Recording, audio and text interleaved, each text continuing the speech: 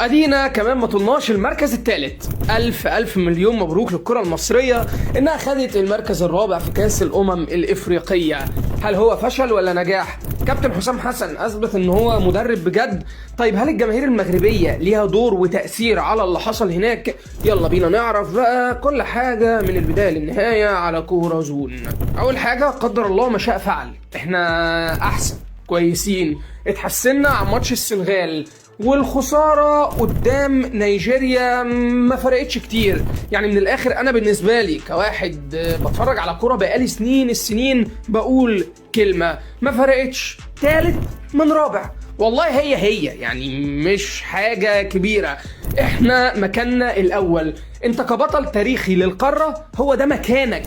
لا انت مثلا بتبحث عن انجاز غايب عنك بقاله 50 سنة، ولا انت عايز تحط اسمك ضمن كبار القارة، ولا انت محتاج تعرف حد ان انت منتخب تاريخي. الصدمة ان انت اصلا ما تبقاش في نص النهائي او النهائي، دي الصدمة الحقيقية. منتخب مصر جه البطولة دي محدش حاطط عليه امل انه يوصل للحتة دي بتاعت نص النهائي. الكل قال ان احنا اخرنا دور ال16، ولو عديناه قدام بنين يبقى اخرنا قدام بطل البطولة اللي فاتت. لا انت متخيل انت طلعت بطل البطولة اللي فاتت وخرجت قدام بطل البطولة اللي قبلها، يعني كل سكتك قدام منتخبات ابطال، على عكس مثلا المنتخب اللي كان قدامك يعني معناش في دور المجموعات المعاناة اللي انت عانيتها. كل ماتشاته كانوا ايزي ميزي ليون سكويزي، وانا بتكلم هنا عن المغرب والاخوه المغاربه اللي هرينا ان عيسى حياته هو اللي اهدانا القابنا في افريقيا، وان من ساعه ما توفى الله مش عارفين ناخد بطوله. الموضوع يا جماعه اسهل من كده، احنا وصلنا للنهائي مرتين بعد عيسى حياته، وقدرنا ان احنا نقدم مستويات، وفي نهائي منهم خسرانينه بضربات الجزاء. يعني الموضوع كله اسهل مما تتخيلوا، انتوا بس اللي بتتوهموا. يعني قصة الجماهير وقصة ان احنا احسن او هم احسن، القصة دي اللي يحسمها التاريخ، ملناش دعوة بيها. خلينا بقى في كابتن حسام حسن.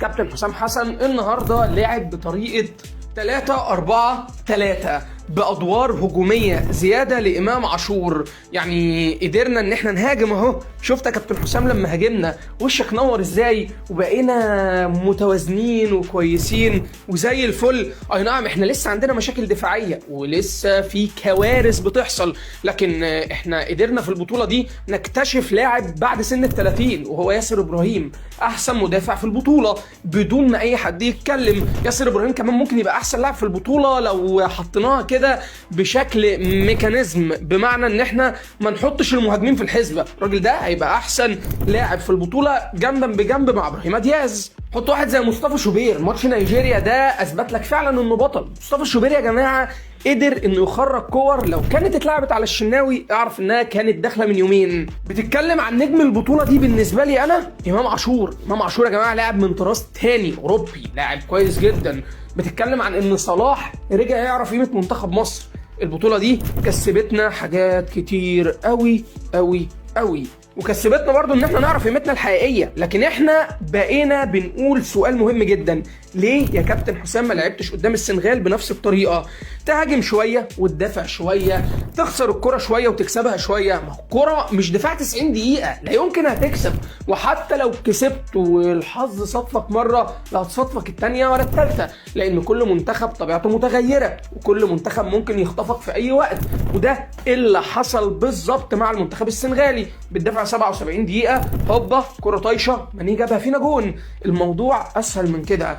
طب كابتن حسام ايه المطلوب منك الفتره اللي جايه؟ اول حاجه انك تبقى هادي ضد الاعلام بيجرجرك لحرب انت مش قدها. ايوه انت حسام حسن بتاريخك وليجند كبير و لكن كمدرب عملت ايه؟ سيبك من كده، انت حسام حسن. لكن الاعلام ده كتير، وناس بتتكلم، وناس اصحاب اجندات، ناس عايزه تقلل منك، وناس عندها طار شخصي عندك. انت بتعمل ايه يا كابتن حسام؟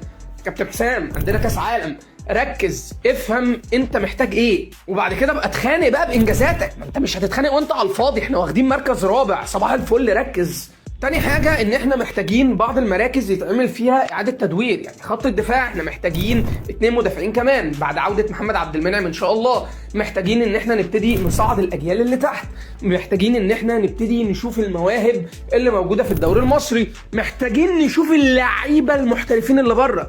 لعيبة المحترفين اللي بره، واخد بالك؟ لعيبه المحترفين اللي بره اللي المفروض هم اصحاب جنسيات مزدوجه، اللي المغرب اشتغلت عليها وقدرت ان مثلا واحد زي ابراهيم دياز وواحد زي عبد الصمد الزلزولي وحكيمي وعندك انس صلاح الدين واسماعيل زبيري، كل دول الاسامي اللي شايلين المنتخب على كتافهم، حتى ياسين بونو اسماء مزدوجه الجنسيه. مش عيب، هم في الاخر مغاربه ودول برضو في الاخر مصريين، مش عيب خالص ان احنا نستعين بيهم ونستغلهم، وكمان نقدر ان احنا نحقق اقصى استفاده منهم ومعاهم. محتاجين برضو نفعل الحاجات اللي موجوده كده زي ذا ميكر مثلا. ذا ميكر ده يا جماعه مشروع للمستقبل، عايزين نعمل حاجه زيه بس تبقى على اوسع برؤيه الدوله وبمساعدة كابتن حسام حسن وخبراء الكوره. وكابتن حسام حسن لازم يصر على حاجه زي كده. انت رئيس جمهوريه الكوره في مصر، معاك صلاحيات اكبر واحد في البلد مديها لك وانت عارف ده كويس، ولازم تستغل ده صح. الناس اللي واثقه فيك يا كابتن حسام وحاطه ثقتها فيك مش لازم انها تحس ان انت قليت شويه، لازم تعرف ان انت بتطور كل يوم. طبعا الناس اللي بتقول ان اقاله كابتن حسام حسن بعد كاس الافريقيه واجب، الناس دي بتهزر. كابتن حسام ثابت مكانه مع بعض التغييرات، مع بعض وضع خطط واطر معينه عشان يمشي عليها. من الاخر مش هتبقى سبهلله ولا ماشيه ببركه ربنا، الموضوع لازم يبقى بخطه واضحه وثابته وماشيه لسنتين 3 قدام، مش مجرد ان انت هتلعب كاس العالم برضه ونقول لك شكرا. لا، لازم تقدم نفسك كمدرب صاحب مشروع عشان تستمر. منتخب مصر محتاج حاجات كتيره في بعض المراكز، ومحتاج برضو ان يبقى فيه شويه هدوء وتركيز من مسؤولين الكره المصريه نفسهم. وزي ما احنا شفنا وزي ما احنا عارفين ان كره القدم مشروع بيكسب اسم وبيكسب فلوس وبيكسب حاجات كتيره. في دول اقتصادها قايم على كرة القدم، مش هنقولها بقى كل شوية. المفروض الاقتصاد يبقى صناعة، وصناعة من الصناعات اللي بتستهدف بيها حاجات كتيرة جدا. بتستهدف بيها انك بتعلي اسم مصر وبتعلي كواليتي المنتج المصري، لان اللاعب ده منتج. بتجيب لعيبه عالميه، بتعمل معسكرات، بطولات دوليه، الحاجات دي والله هتفرق معانا كتير جدا. وكابتن حسام حسن هو المين بتاعها. احنا ليه خسرنا من نيجيريا؟ خسرنا من نيجيريا عشان احنا مش مترتبين وداخلين برضو بعشوائيه، على الرغم من ان ادائنا كان احسن قدام السنغال. اهو بقى ده قيس عشوائيه منتخب مصر، ان الكره بتدار بنفس العشوائيه.